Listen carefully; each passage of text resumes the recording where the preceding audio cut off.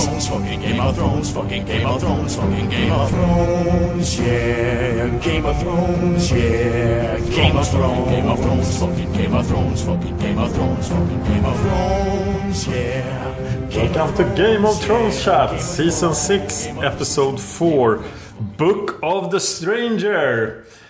I'm Dan, I'm unsullied because I have not read the books by George R. R. Martin, The Song of Ice and Fire. I'm Thomas, I'm double sullied because I've read the books twice.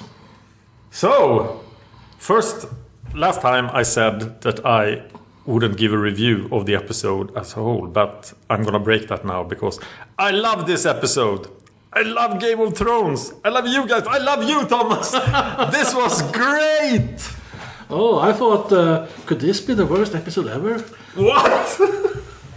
But then I decided, no, but there's some stuff that worries me. I still have a ton of questions, of course, I always do, but I'm very positive about this episode. I have a ton of answers, but not to your questions. Okay, we'll try to make it work somehow. We'll start at the wall then, where we see a close-up of Longclaw, the sword, and Toilet is handing it, or he's handling it. Why is he touching Longclaw? I would be worried if my friend was like taking up my sword and looking at it. And... Oh, okay. Oh, you think he's going to kill Jon Snow now? I don't know. Why is he touching it at all? Has he been given Longclaw? No? No, but he's probably his personal assistant.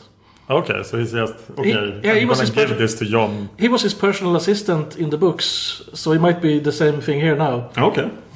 And then he might tell him at some point, go fetch my sword, so... Yeah. So he's used to fetching the sword, maybe. So just old habits. Yes. He's the Lord Commander. He shouldn't be fetching people's swords. But then again, he doesn't want to be Lord Commander. He wants to go south and get warm. I meant that Ed is the Lord Commander. Oh, Ed is Lord Commander. Oh, that's right. I'm not sure that has really resolved yet. No, it hasn't. It's like, no, you have to stay here, Jon Snow. You're so cool. Yeah. He's like, yeah, that's why I want to get warm. So he's trying to make jokes now. Oh. So I love the guy. So is that how he changed? It's like, oh, every time, like Bertrand Daniel said, like every time I die, they take something away from me. So I think he's very much the same Jon Snow, just a bit broken. Yeah. But I think he's broken just so that his sister can give him some courage, because that seems to be the theme of this episode. Sisters telling their brothers to shape up and get shit done. Oh, okay. So then we see Brienne and Pod and Sansa arriving at Castle Black. It's the Stark reunion! And the first one! If you didn't just get a little bit of a tear in your eye, you're not human. I did get a bit of tear in my eye.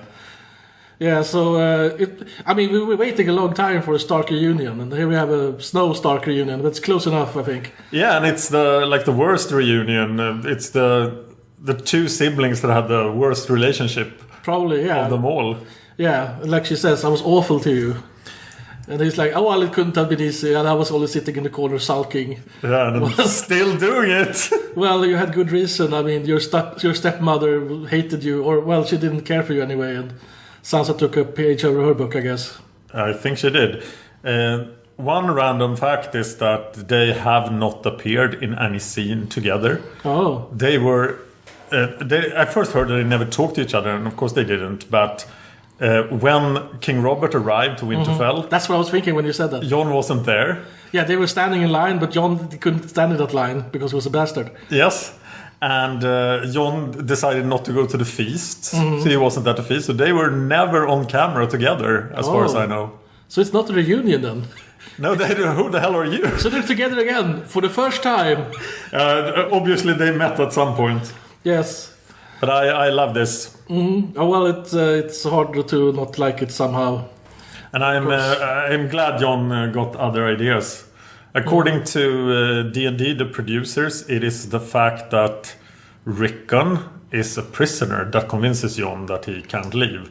But I felt that Sansa convinced him. Okay. Well, I'm not sure. I mean, they were talking about... she's like, Winterfell is ours. Yeah. And we might have to go there. And he's like, well, I've been fighting so long. I've been killing this and that. And I don't want to fight anymore. And then they kind of leave it there. It feels like... I felt that he changed his mind a bit, at least. Well, later in the episode, he changed his mind more, I guess. But this is so what we saw here. I mean, last episode they were about to get started to go to the wall. Yes. So I guess but Jon Snow just said that he wanted to leave. Yes. So it seems like at the wall we're like 5 minutes later, but for Sansa it's like 2 weeks later or something. Yes. Because they had to get to the wall, and we don't know exactly how far it is. But I mean, when Bran and Rickon went there, it took forever to get there, and Stannis had to wait for good weather so he could march in the snow for a long time. So I heard that somebody had compiled a fat Excel document trying to date every event in the TV show, and I'm trying to find that document. But if anybody knows, give me the link. But I would have liked to see them talk more, but I can see why they cut this short. But I think this scene was fantastic. This was really payoff to the viewers for sticking with the show. So and of course there are a lot more things they apparently have discussed the fact that Jon died in the next scene. Yeah. But now if they talk to each other at all, they will learn that Arya, Bran, and Rickon are all alive. Mm-hmm. I get the feeling that we're supposed to assume that they now have perfect information about each other's storyline. Yes, because Sansa knew that Arya was alive, and she would tell him. Yes, she knew that Bran was alive as well. Yeah, but maybe Jon knew as well because from Sam. Yes, he did. Sam met Bran and told Jon. That sounds familiar. Yeah, he did meet Bran at least. Yes, I don't remember him telling him specifically, but okay. Yes. Okay, so let's assume that, but we did do that. We next scene we have Davos and Melisandre, and like, well, so what are you going to do now? Oh, as Jon Snow commands, he's the prince that was promised. It's like, what? Wasn't that Stannis? He's like, what a flip flopper! He's really surprised, and she's so sure of herself. Yes, he should have convinced her that he was the prince that was promised. Yeah. And then we talked about this before. Then he starts asking her about Shireen, like what really happened and so on. And we're like, but we thought that didn't you ask her this when she got back to Castle Black? It's been a couple of... Okay, they've been busy with other stuff. He obviously should have asked much earlier, but at least they address it here, and he does ask and is interrupted. Yeah. But he did ask, which is good.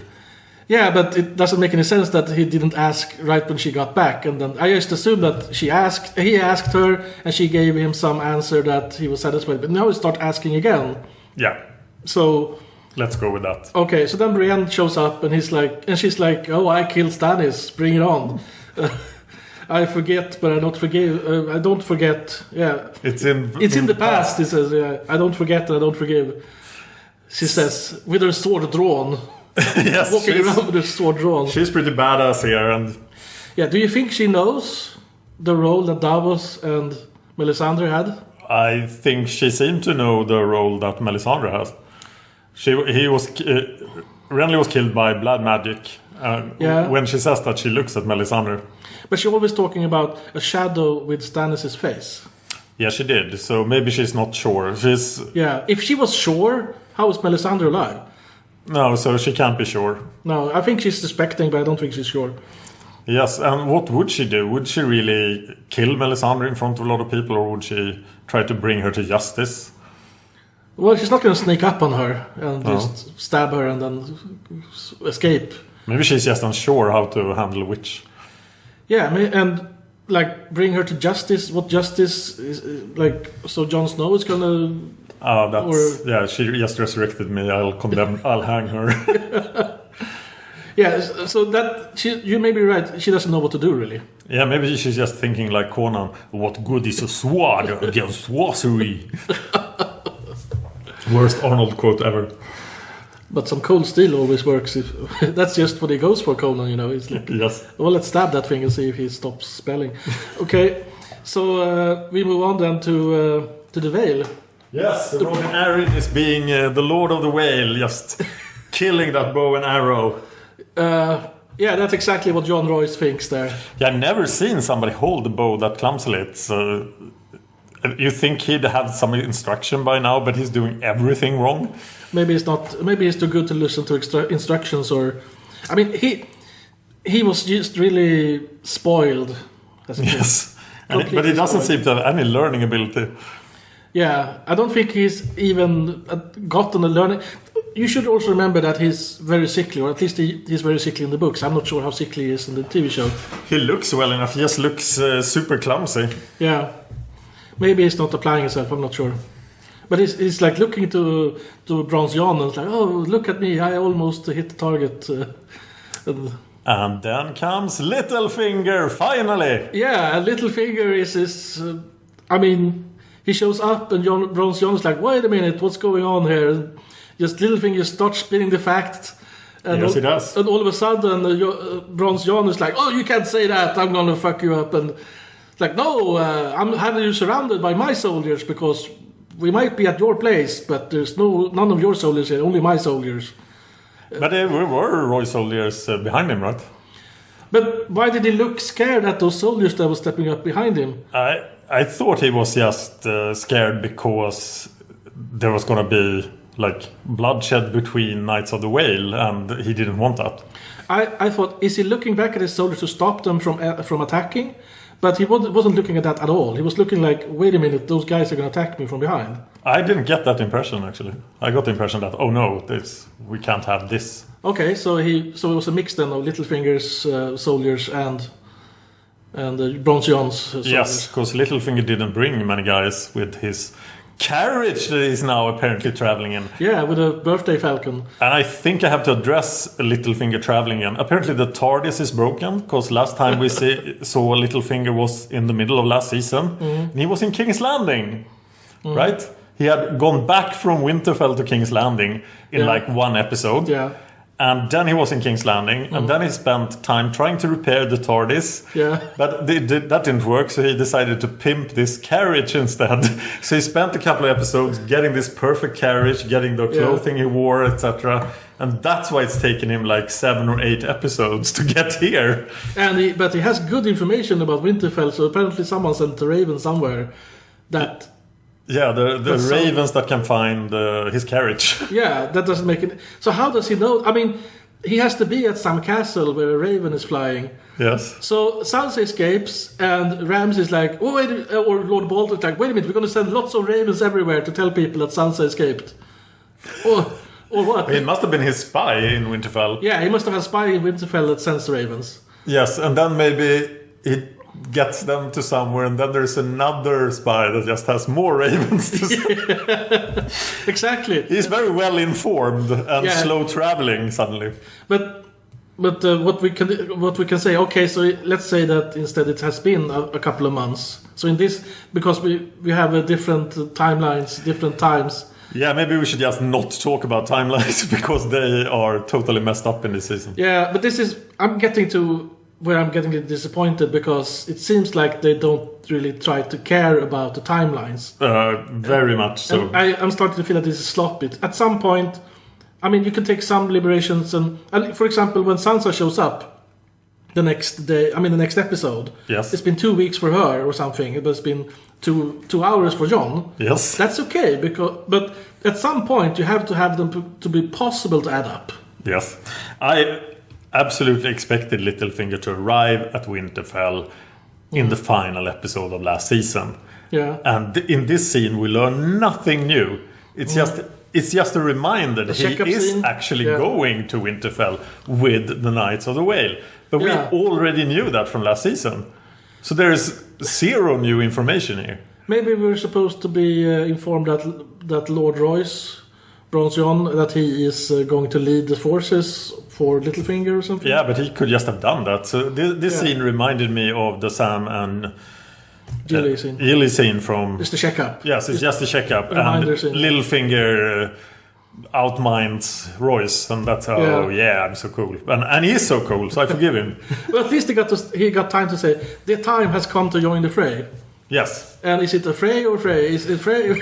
Lord Walder Frey or just enter the fray? I have actually been thinking about this far too much. And if Littlefinger is as well informed as he seems, he should know that Walda is now dead. Fat Walda is dead. Yeah. And the Boltons have betrayed Walder Frey. So, and as Walder Frey is actually the Lord of Riverrun, and is then the overlord of Littlefinger, as he is the Lord of Harrenhal. He should be able to talk Walder Frey into sending Frey forces along with the Knights of the Whale. I don't know if he wants that, but I think that's an opportunity. Yeah, about the Riverlands, I'm not sure who's the Lord of the Riverlands. Walder Frey is. Okay, but I'm not sure that Littlefinger agrees. No, but maybe he will use Walder Frey here as another tool. But it seems like just the Knights of the Whale would be an overwhelming force in the north. Absolutely, because they are fresh. Yes, and there are so many compared to the numbers we hear in this episode. Yeah. So if they go... Yeah, so that... Especially since... you're right about that, yes. So that's a big force. Off to Marine. Yeah, we have a scene there with Tyrion and Varys and Grey Worm and Missandei. And they talk about... they're receiving the masters of Yunkai and Astapor and Volantis. Yes. Those 3 cities send one envoy each. And what do they want? They want to negotiate. They want Dany to leave. And then Tyrion tells them, well, instead of that, we're going to give you 7 years to end slavery. Yes. That's an interesting counter-proposal. It doesn't give them anything they wanted, and it takes away some of the stuff they have. And then he tells them, but they also have to cut support for the Harpies, which they say they don't support the Harpies, but that's neither here nor there. And then Tyrion sends in some prostitutes, and that's that. Yes. That's like a Jedi mind trick. What happened there? I don't know. I think one of the points they wanted to get across in this scene was that Tyrion is trying to use his Western diplomacy that works great in Westeros, and that he's somewhat out of his element here. You get that from Missandei and Grey Worm, that he's not thinking about this culture, he's just doing diplomacy. But I think it's a very reasonable proposal, because of getting rid of slavery takes time. So, and of course this is based on George Washington in the Civil War trying to negotiate with the Confederacy. And they thought with George Washington in the Civil War, you mean Abraham Lincoln? Or I mean Abraham Lincoln, okay. Sorry. Great. And I think it's a reasonable proposal, but as you say, they don't get anything they want. I'm also quite surprised to see the guy who bought Tyrion being the representative of Astapor, right? Well, he wasn't the representative of Volantis, and he wasn't Yunkai. I think it was Astapor. Yeah, the Volantis guy is the guy sitting in the back saying nothing. Yeah. And then there is the guy we actually recognize from the Yunkai guy. From Yunkai. Yeah. He was there when they took Yunkai and is still there. Teal shirt. Yes. Yeah. So apparently he's the main master from Astapor, and he didn't look that important when they met him. Goes around buying random slaves. It's yes. Yeah, it doesn't make sense. And I also think if these are the masters of the masters, the biggest masters, what do they care about random prostitutes? They are like, oh, it's Christmas. Yeah, that guy is from Yunkai. They're famous for their prostitutes. And he's like, oh, here's a prostitute. Better forget about it. And what a short meeting. I understand why they make the meeting that short for a TV show, but I would rather have seen them sitting in a long negotiation, and this was the end of it. But this was the whole meeting. Yeah, it doesn't make any sense. It's like, we want this. Well, you can't have that, and I'm going to take away some of your other stuff as well. Like, what? If this succeeds, it's very surprising. These are not the prostitutes. Do you believe the masters when they say they're not behind the Sons of the Harpy? I don't. Is it relevant? We only have Varys' word, right? That they are. Well, actually, I do believe them, but I wouldn't put more than like 5 cents on it. I mean, they could very well be, or it could be like some of their other friends are doing it, or it could be just anybody. I still suspect Varys. I felt that it was more like an inside job, really. That the Harpies came from the inside.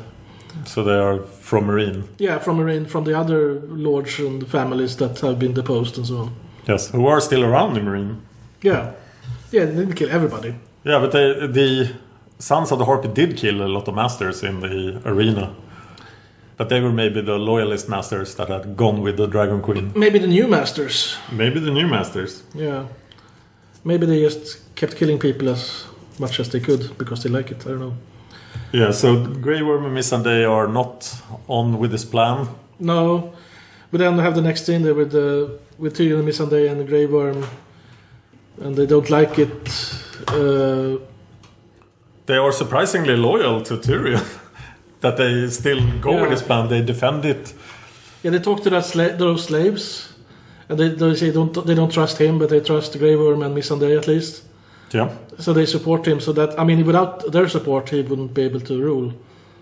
So yeah. So at least they get that, and I like that quote. We make peace with our enemies, not our friends. A wise man once said. Yes, and Tyrion said that, right? Yeah. But who said it originally? Because it's from season 1. Originally, I was thinking about when Tywin talks about we don't make pacts with our allies, we make pacts with our friends. It's even earlier. I'm still thinking Tywin, but... it's Littlefinger. Oh, it's Littlefinger. Saying it to Ned Stark. Okay, but... When he wants to convince Ned Stark to seize the crown. Oh, okay. But that doesn't make... Okay, because Littlefinger... I mean, making a deal with Littlefinger is like... what's the point, really? Yes. It's not worth the ink you spend on... Okay, then it's action time.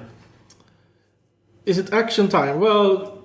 Or do we have more to speak about in Marine? No, I mean... Missandei and Grey Worm are not happy with Tyrion, but he's like... Well, it's either war or slavery. What, do you want war now or slavery now? I can't do everything. I can't do everything, yeah. And then you mean... Yeah, Jorah and Daario... Yes. Start sneaking into Vaes Dothrak after Daario finds out that Jorah has a grey scale. Yes. And then they sneak in and they kill some guys. And when they're climbing up those mountains and when Jorah is fighting that big guy, they're trying to telegraph that Jorah isn't top shape anymore. No, he must be sick from the grayscale, right? Because he's a much better fighter than this. Yeah, we don't know, but the other guy could be like the world champ or something. He was pretty big. Yeah, he was bigger, and Jorah likes to fight with weapons, but he's usually able to punch out just about anybody. Daario fought was like half the size. Yes. But still, I think you're absolutely right. Just sending a message that grayscale is getting the better of him. Yeah. I was surprised at the fact that they thought that they could walk in and claim that they were merchants. Yeah. But then I looked it up and found that there were actually 2 markets in Vaes Dothrak. And this was the market we saw in season 1, where Daenerys was about to get poisoned. Well, Ser Jorah was walking around in Vaes Dothrak. Yes, back he was. Then. And nobody was attacking him, so it's not completely unreasonable for him to be able to walk around now. Yeah. Although I don't know. Maybe he was escorted by the other people. Maybe he can't go around after dark unescorted by Dothraki or something. I got the impression when I read about the markets that they were sort of people from the West coming together to trade with people from the East market or with other people from the West market, and not primarily with the Dothraki. Yeah, okay. Or maybe just paying tribute to the Dothraki to do it. Maybe they're supposed to stay within the market confines. That seemed to be the case. Yeah. And then we see Dany and Doshkalin hanging out with the other crones there, and this new... and she makes a friend. Yeah, Lazarine. Lazarine, the very young ex-Khaleesi. Yeah. And then Jorah and Daario shows up, and they're like, we have to kill her and get out of here. But Daenerys like, no, I have a plan. And I was thinking for sure that Lazarine would betray her, but she didn't. Not yet, anyway. At least not yet. At least not yet. One episode. We had this episode of non-betrayal. Oh, that's good. Powerful. And then we go to King's Landing, and Maggie and High Sparrow have a long talk. Sparrow was a cobbler. Then I fell asleep for a while. So then I rewatched the scene and I fell asleep again. Can you tell me what happens here? This is the title of the episode. He's quoting a passage from the Book of the Stranger and applying it to his own life. And I just had one thought when I watched this. I was thinking, okay, he went to a party. He was a well-to-do cobbler, but he managed to get into this party where people... he must have been some cobbler. Yeah, they took drugs, they drank, and when he woke up, everybody was naked on the ground and had sex. Yeah. So my big question is, where do I find this party? It sounded awesome. You need to become a cobbler. Yes, so I'm getting into cobbling now. And then he wakes up, he's like, oh, I'm so hangover, I'm gonna walk away from all this. Yeah, I feel like that after every party. Yeah, okay, so we get the background for him, and I'm not saying that the actor made a bad job or anything of telling the story. Did an amazing job. Yeah, I still is like, I feel like I've heard this before, and then he's like, okay, so now he's gonna peddle his truth, like, oh no, this is how you're gonna live. But I was thinking all the time, this is such great acting. Soon there will be a point to this. But there really wasn't. At least we got to see Laura's then after that. Yeah, we got another sister telling her brother to shape up. Yeah. But she was okay, but he was really worse for wear. Yes. It seems like maybe he has had a rougher time than her. Yeah. She's sitting for perjury and he's sitting for buggery, I guess. Yes. I'm not sure how they punish. Maybe it's more the same, or how do they punish buggery? I don't know. Good idea. Good question. But okay, so he probably doesn't have any training in sitting in a prison cell being tortured. But he's a knight. He's supposed to have some kind of toughness. But it looks like she's tougher. But maybe he's had a worse time. We don't know that. He was making a very good case of himself being weak, as he said. Yeah. He seemed very weak in the scene. Mm. Not like the guy who won the tourney of the night of the hand, etc. No. King of Hands. By cheating. Hand of the king. Yeah. And then we move on to a scene with Cersei and Pycelle and Tommen. Yes. And Pycelle is trying to counsel Tommen, but Cersei won't have any of it. She wants to talk to Tommen. And Pycelle takes all the time in the world to leave the room. He's so slow. We see before that he's not quite as frail as he wants to pretend to be. But now he's getting silly. Yep. Like I say, he doesn't want to leave. But then Tommen actually has some good info for Cersei. And what exactly was that info? That Marjorie is going to have to walk her walk of atonement. Yes. So she's going to be stripped and walk and have someone cry, shame, shame. Yeah, that seems to be the case. And Cersei realizes what she can do with this. She can go to the small council. The small council is just Kevin and Olenna and Jaime. But she can tell them this. Yeah. And then Olenna's like, wait a minute now. Now we're talking. We can't have this. So Grandma's gonna step in. Yes, she is. And this makes me wonder why they haven't already done this. Maybe because they had to agree with Kevin and... At least with Kevin to do it, and he wouldn't have it. Yeah, like Kevin says, Tommen has told me not to do anything. So he would have to stop the Tyrell army unless the Lannister this meeting happened. The Lannister probably control the city, so the Tyrell can't get in unless they fight their way in. Yes. And they don't want to fight their way into King's Landing. So probably Kevin is in control of... Gold cloaks. The gold cloaks, the Lannister army, and even the Baratheon army. Yeah. So he has quite a sizable force. Absolutely. It might be the most sizable force in all of Westeros then. Which makes it the number one force and the Tyrell force the number two force. Yes. I think that's what we're supposed to learn from this.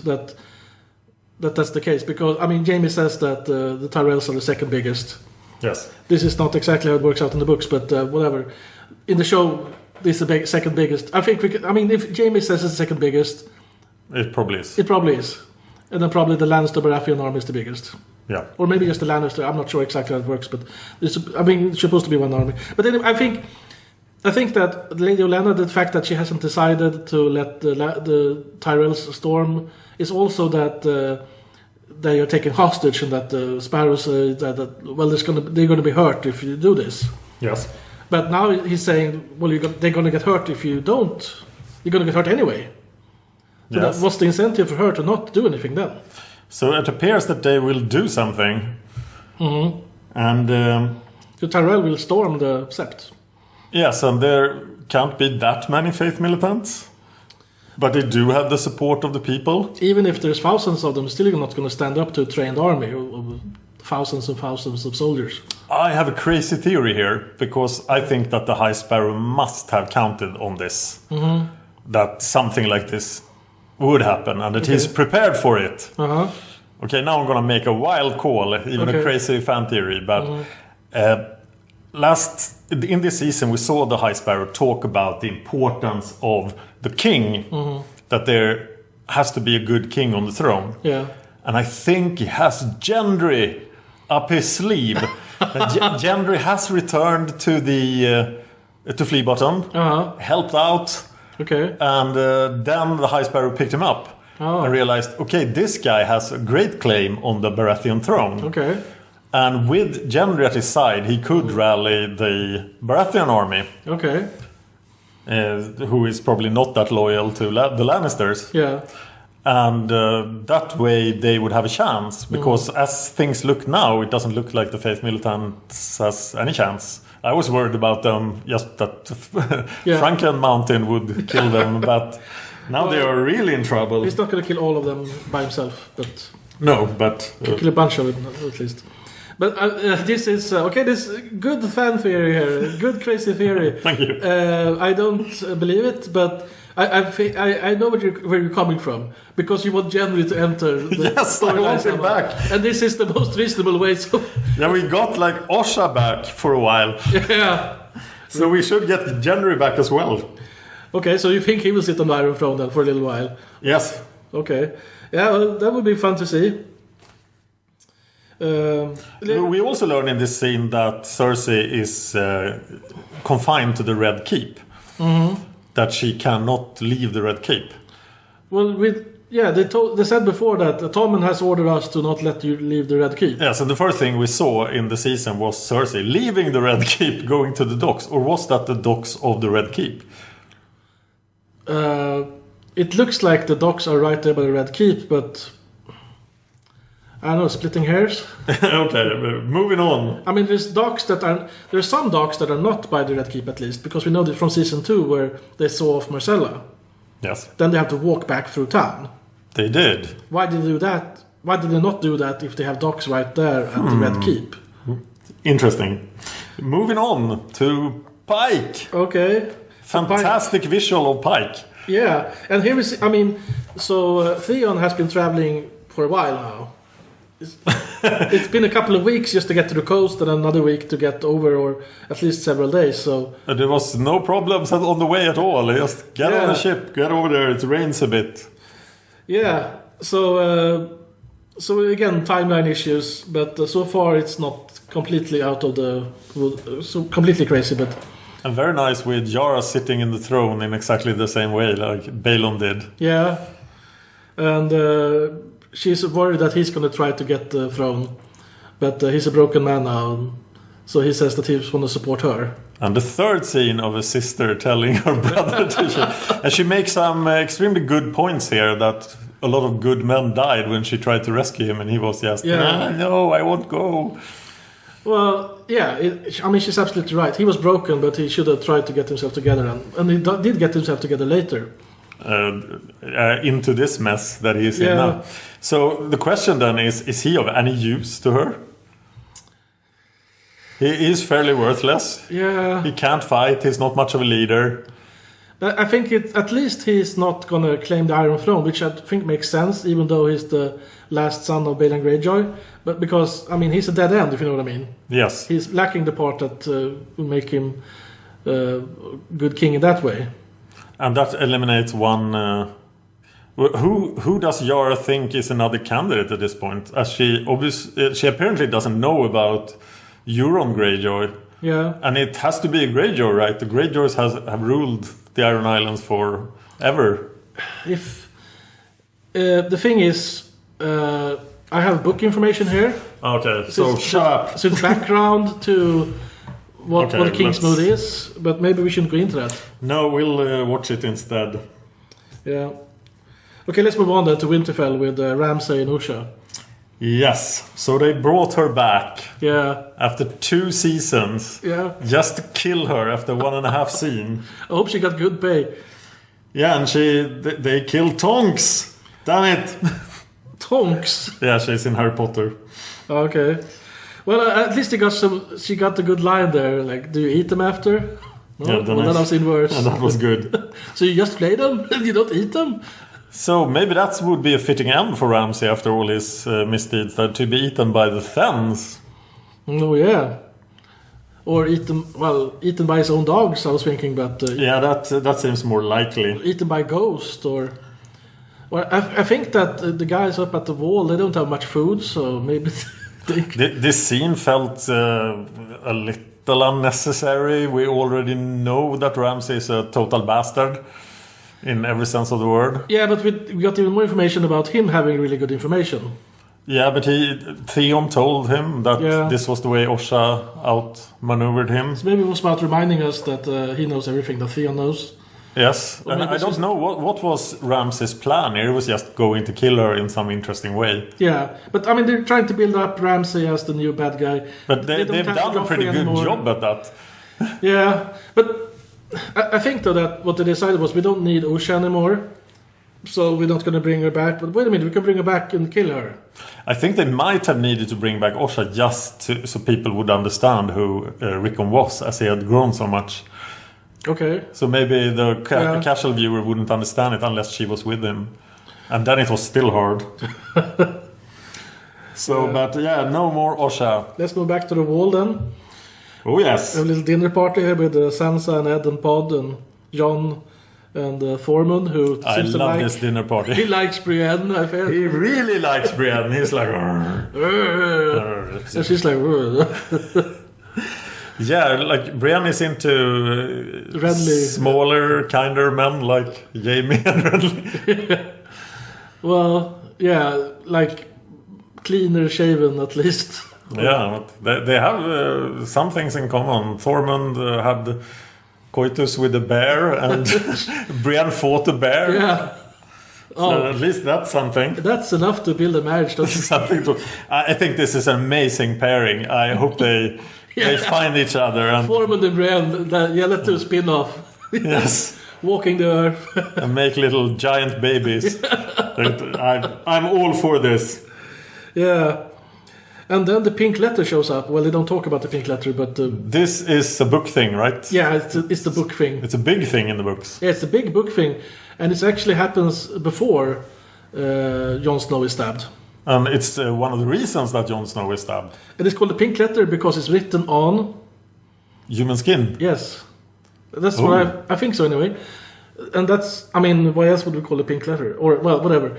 I think it was that way anyway. Yep. And in the books, he gets the letter and it's like, wait a minute, I'm gonna... okay, I got stabbed. And then he's like, I got stabbed, and now I don't have anything to do. And wait a minute, here's a good reason to do the things that I want to do. So much better timing with the letter in the books. As it got Jon Snow stabbed. Well, here it... for Ramsay. But here, I mean, Jon Snow is just sitting there eating his food and waiting for someone to tell him what to do, basically. Or, yes. Well, Sansa has told him what to do, but he doesn't have enough argument for it, and also the wildlings has not been thoroughly threatened by this. Was this the text of the letter in the books? No, the text of the letter was very different. It mentioned lots of characters that are dead in the TV series and stuff. Okay, so was the tone the same? The tone was the same. Because this sounded very much like a Gamergate troll or something, that he was so insulting, and then this weird "come and see." Yeah, the tone is basically the same. Like, I have lots of stuff and I'm really strong, and come at me or I'm going to kill you. And so then you get the feeling, why is he saying that? Why is he saying come at me? Why doesn't he just kill him? Why do you give him time to prepare for this? And what's the purpose of sending the letter? It's a trap. It seems like just to troll him, just to provoke him and make his life miserable. Or maybe he didn't even send the letter. Maybe someone else sent the letter so that to make him attack him or something. Or but who would send a letter like that to him? The writer of the letter seems very well informed about going on in Winterfell. So it will be someone who has lots of information then. So maybe it's the Meister in Winterfell. What? Who wants to get rid of Ramsay? Who would scheme this way? I don't know. Littlefinger! Oh, good point! Yes, Littlefinger obviously wrote this letter. No, I mean, it will make more sense probably, but it doesn't make any sense at all. Because, I mean, okay, so you have this courier showing up at at Wall. Yes, he must have left right after Sansa. Or ride a faster horse. Why does he send I mean, if it's 2 weeks to get there... Yes. Why does it not send more hunters to get her rather than send a courier? That's a very good point. Because all his tracking dogs ran away in episode 1. So he's going to send a letter thinking that she's probably at his place. Maybe he sent this kind of letter to every place in the north. That's crazy, man. But it doesn't.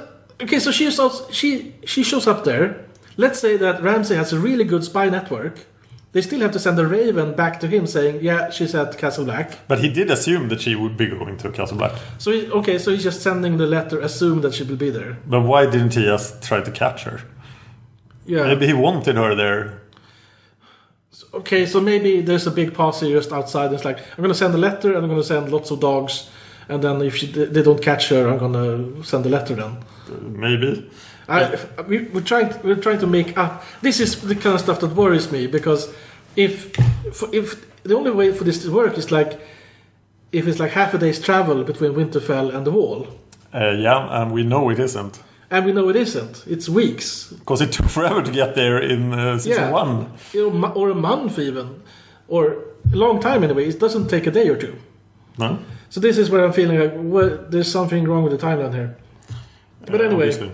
We get some information in the... Yeah, we get some numbers of troops, so we love that kind of stuff. Yeah, we do. I don't know what the rest of you people do, but I do and you do, yeah.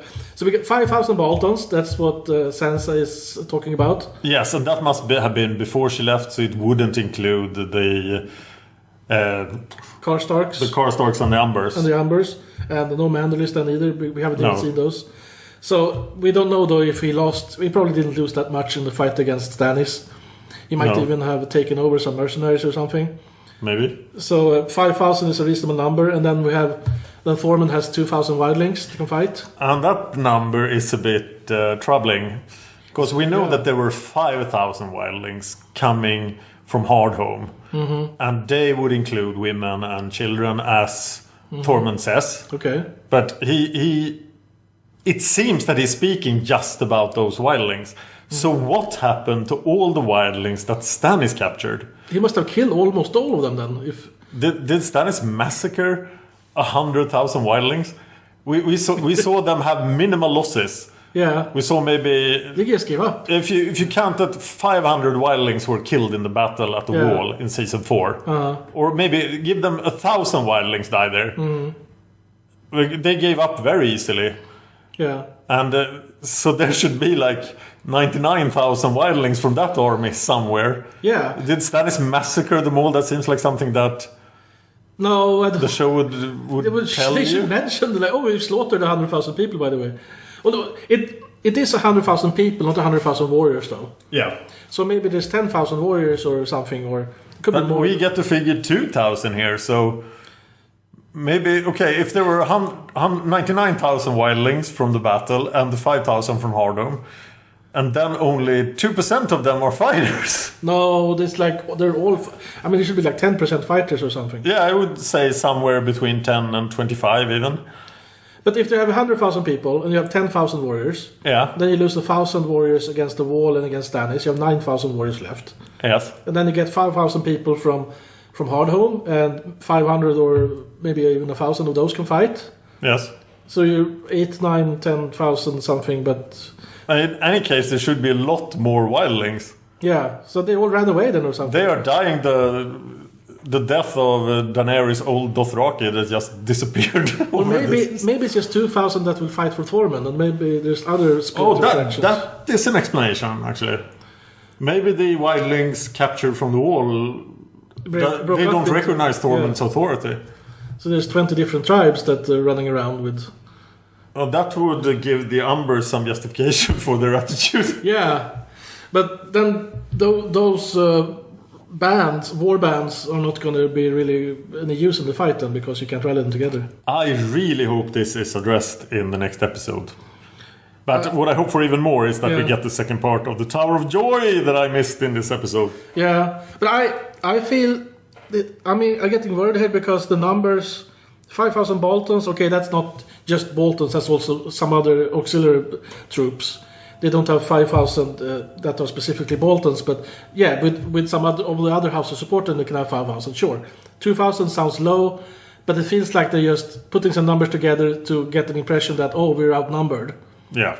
So maybe that's all we should take from this. Yeah, and But it seems sloppy. Yeah, it's sloppy, and the timeline feels very sloppy also. Yes. Still love the episode. Yeah, we should also note that 2,000 wildlings in a battle against 5,000 Boltons, they're not going to stand a chance because the Boltons is going to have trained soldiers that are used to fighting informations. Yeah, we saw the Bolton discipline in the Battle of Winterfell last season, so at least their cavalry is pretty disciplined. Oh yeah, they have cavalry, just that, and the wildlings they fight in war bands. They're good at guerrilla warfare probably. Yeah, they didn't even use the infantry at the Battle of Winterfell in last season, right? There was only cavalry coming. It looked like that, but probably they led with the cavalry and then had the other things in reserve. But things were resolved before the infantry could reach the enemy. Mm-hmm. Okay, so then we go back to Vice Dothraki then. What an amazing scene. I think this brought back the Dany of old. I'm often like, oh, there's so much Daenerys. But this justified it all. I liked it too, and I liked the fact that the dragon didn't show up to save her, because he could have shown up afterwards in like the final 5 seconds of the because scene. I felt this is obvious, the dragon's going to save her again just before she gets killed, but no, she handles it herself. I did love that she did save herself here, and her speech is wonderful. Her speech is amazing. It's like, oh, you're thinking small, I'm thinking big, go big or go home. I'm all in. And she talked about Khal Drogo's amazing speech from season 1 as well, so I loved everything about this. Yeah, and then she grabs those burning things, whatever, and she shows them that, okay, so it wasn't just a fluke that one time when she was unburnt. No, she is obviously 100% fireproof. Mm-hmm. But then when she tilts those things, it's like it explodes. So did Jorah and Daario then like put the gasoline or oil or something all over the place? Or it's just like exploding? I think we saw a couple of dead blood riders outside. So I felt that the Khals went in there. The place was guarded. Yeah. And in order for them to put oil or something on the floor, they would have the whole of Dorkalin would have to be in on it.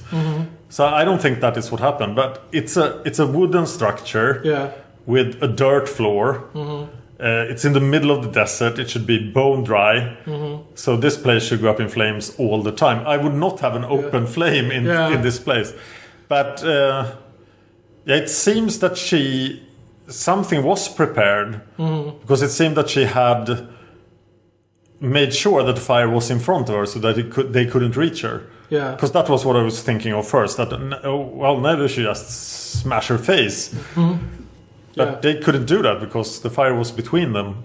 But when she tilted those things, I mean, the fire was exploding. It was going up in flames quickly. I don't care how dry even if there's like dry grass on the floor, it's not going to be that quick. No, but if you have to arrange these amazing haircuts that the Dothraki have, you have to use a lot of oil for your hair. And over the centuries, this has dropped on the floor. You have a valid point. Yeah, so either they prepped the place first with oil. Yes. Or she's using some kind of fire magic. That would be a surprise. I was thinking more like oil, and that, I mean, it wouldn't be that hard. Yeah, you have to get everybody out, but maybe the Dorkalin leaves 10 minutes before the Khal show up. Maybe. Then you have time to just spread out some oil, because they need it to burn really fast. Because this is very much a place where the Khals would feel safe. Because they know no other Dothraki will attack them. Yeah. I have to mention they know that this guy got his head smashed in, Aggo. Yeah. And they're like, CSI Dothraki. Like, what happened? Fuck him. It was his rider. It's like, fuck him. That was the investigation. Yeah. But there's also rules lawyering. It's like, you can't kill people. Well, you can't carry weapons. It's not the same thing. Kill them with rocks. Khal Drogo killed Viserys, so... yes. You can kill people, you just can't use weapons. True. Apparently. And then we get the scene there when she stands outside and is unburnt and everybody's worshipping her. Very reminiscent of the end of season 1 then. Yes. Without the dragons this time. But still, this time, instead of 3 dragons, she gets 100,000 Dothraki. Yes. So, you know what I thought when I saw saw her stand there? No. This is not Emilia Clarke. That's what I thought. Why did you think that? Well, because I read several places that she has a contract that says that she doesn't have to be topless anymore on screen. Okay. So then I thought, well, it's not going to be her body, so it could be somebody else's. And I've heard people say it was actually her, but I don't believe those people, or I believe they're misinformed. And I heard other people say, no, it's her body double's body with her head CGI'd on there. That's what I assumed. That's what I thought. But then I looked at her and I like, no, I think it's her double, because I know she has a doppelganger. It looks very much like her. It's her stunt double, or yeah. Well, it's more than a stunt double. It's a stunt double just have to have the same body shape, but this person her face is also very much like the nurse's face. At least I think so. Okay, have they used her before in the show? I don't know. I assume that whenever the nurse is talking, it's Emilia Clarke and not a double, but they could use her for shots from a long way away. And okay. I think in this shot, I don't know. I mean, it wasn't Emilia Clarke's body. No. And her face looked kind of different. And I don't think it was her face either. Oh, that's... Call it a crazy fan theory. I think that it was her body double standing there. I think I believe you. Okay, yeah, well, if you think... What do you think, you listeners? Yeah, please comment below. Yeah. Okay. Some random facts from the episode. Yeah. Tyrion says that slavery has not existed in Westeros for centuries. Uh-huh. But did they ever have slavery? In Westeros? Yeah. I don't recall any slavery in Westeros, but I mean, they do have, like, basically some kind of serfdom. I mean, it's not like just because you don't have slaves, everything is good and dandy. Okay, but there has been some improvement to the serfdom. Yeah, but they can't like buy and sell their babies the way they do in the slavery state. So it's absolutely. I would much prefer to be a farmer in Westeros than a slave in Marine or something. Because when the Andals arrived, they brought the Faith of the Seven. Yeah. And the Faith of the Seven forbids slavery. Okay. And the first men never practiced slavery. Mm-hmm. I think so. Yeah, so... Do you have this? Have you checked this up? I have, okay. But I'm not sure that my sources are correct. I think you're right. So they should never have slavery, which is technically centuries, because there has been many centuries with no slavery. Yeah, well, I mean the first men came to Westeros 12,000 years ago. Yeah. So yes, absolutely, millennia. I don't know if the Children of the Forest or the giants had slaves, but I doubt it. Yeah. Also, I think Vas Dothrak looked really different in this episode. Compared to last episode, or compared to season 1 mainly, but even to last episode, it looked like a collection of tents around the Temple of Dorsh Khalin. But here, when they walked around, it seemed like a mud brick city. Okay. Those buildings didn't look like tents at all. Yeah, you're right. But maybe maybe it's different parts of. Maybe it's the market and the area close to the market or something. Yeah, I'm thinking that a lot of people live in tents, but maybe not all of them. But you got the feeling that Dorsh Khalin was the only place that was a permanent structure. Oh, here I find that Emilia Clarke has confirmed that she is appearing nude in the final scene. But I don't have a source for it. I don't believe. I still like your scene. I don't believe her. I don't believe her, but I can't be 1,000% sure that she's. She looks very different from season 1. Yeah. She is 5 years older, but that's all I have. Cool. So, thank you for listening. If you want to, please give us an iTunes review or a Stitcher review, because we need those reviews to get more listeners. And tell us in the review what you think of the show and what we could improve, and what we could do more of, what we could do less of, etc. You can also do that on YouTube, on Hard Nerd Cafe, where we also post every episode. Anything else? Nope. No? Well, then next time. 6 more episodes. Yeah. I heard a rumor actually that seasons 7 and 8, which are the last seasons, will be shorter. Have you heard anything about this? What? No, I'll get back to you on that. I just heard that. That's crazy, man. So that they might do something like post 2 seasons in a year or something. That would make more sense than them longer. Yes, that seems crazy. I'll look into that. If anybody knows anything, let us know. Yeah. See you next time.